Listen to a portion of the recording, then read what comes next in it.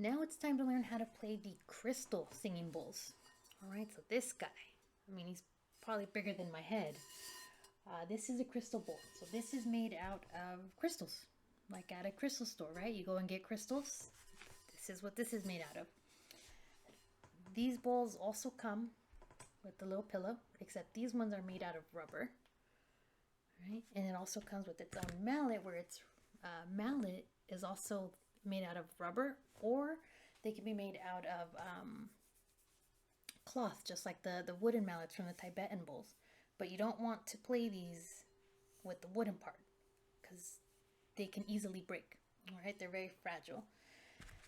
So same thing. You get your little pillow. You put this one on the table or the floor. These ones are pretty heavy, so you probably don't want to put it on a person's body because these ones are a lot heavier than the Tibetan bowls. Maybe the smaller ones would be okay if the person's comfortable with it, but definitely try it on yourself first. See how you feel with the bowl on your body before you place it on someone. The reason I wouldn't want to place it on someone's body is because as they're breathing or if they move, these can fall and rotate. And again, they're very fragile, so they can easily break. The Tibetan bowls are made out of metal, so it's a lot harder to break them. So this one I would either put on a table or the floor on its own pillow and play from there. So these mallets are a little bit heavier than from the smaller bowls, but it's the same concept, right? You hold the mallet wherever it's comfortable for you, and these bowls are actually a lot easier to play than the Tibetan bowls. So once I start, it almost immediately starts playing. And these are played the same way. You can strike it, or you can do rimming. Just go in circles around the rim.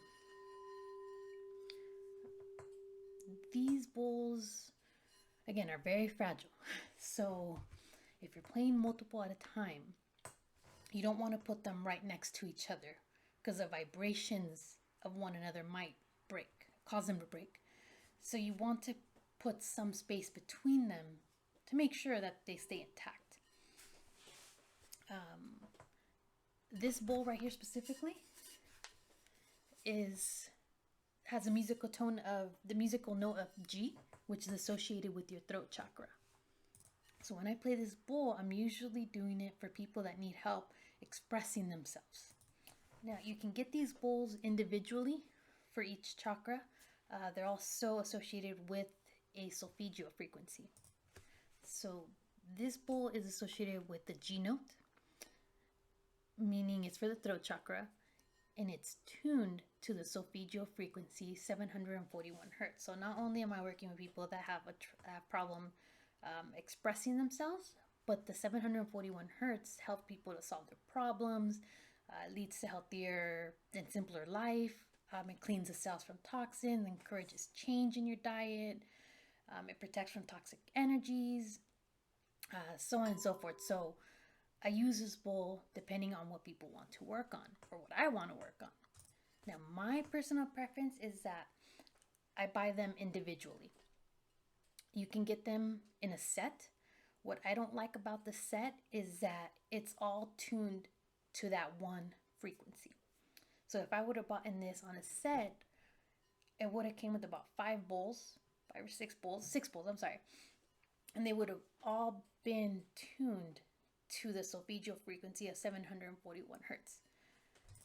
Now, I don't want 6 bowls that are all tuned to 741 hertz.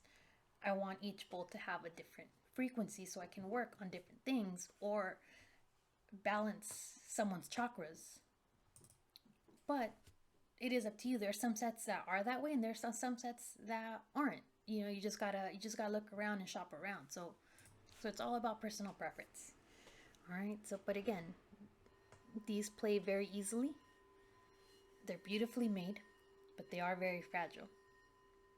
You don't have to go very fast. You don't have to apply any pressure, really. If you're finding that you're having trouble playing them, definitely apply some pressure And once you get it playing, then release the pressure and just place it alongside the bowl and kind of drag it. All right. If you still have a hard time playing that, then again, you can just strike it and start playing, and the sound will get louder and louder. These bowls tend to be louder than the Tibetan bowls. So again, start off slow. Don't put a lot of pressure on it.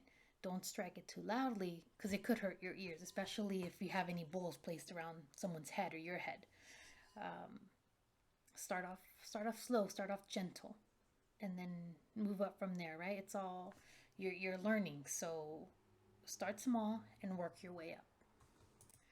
So these crystal bowls, well, both bowls, the Tibetan and the crystal bowls, can last you a lifetime. These ones, if you handle with care, can last you a lifetime. But at the end of the day, it's made from a crystal. And just like all crystals that you use and that you buy, once they've done the job, they can break. Especially like the crystals that you use to absorb negativity. If they break on you, that's because they've already absorbed all the negativity and they've taken in as much as they could. This can sometimes happen with your crystal bowls as well. Like if we're using this to absorb negativity and be able to express it and we break it, then that means its job is done. It's done its purpose. So don't be concerned, don't think of it as bad luck. It's just it did its purpose already. Just handle these crystal bowls with a little more care than you would a Tibetan bowl. All right, because you have metal versus crystal glass. So these are going to tend to break a lot easier than metal. But that is it. That is how you play a crystal bowl. All right, you glide your mallet around the outer edge of the rim and just keep gliding it until it produces music. And as you keep playing and you keep practicing, you're going to perfect the sound. Because practice makes perfect, right? So go get out there, have some fun, and pay attention to the differences that you feel in your body when you're playing these bowls. Because I guarantee you, after the nervousness passes of you learning how to play this, it's going to feel wonderful. You're going to love playing your bowls.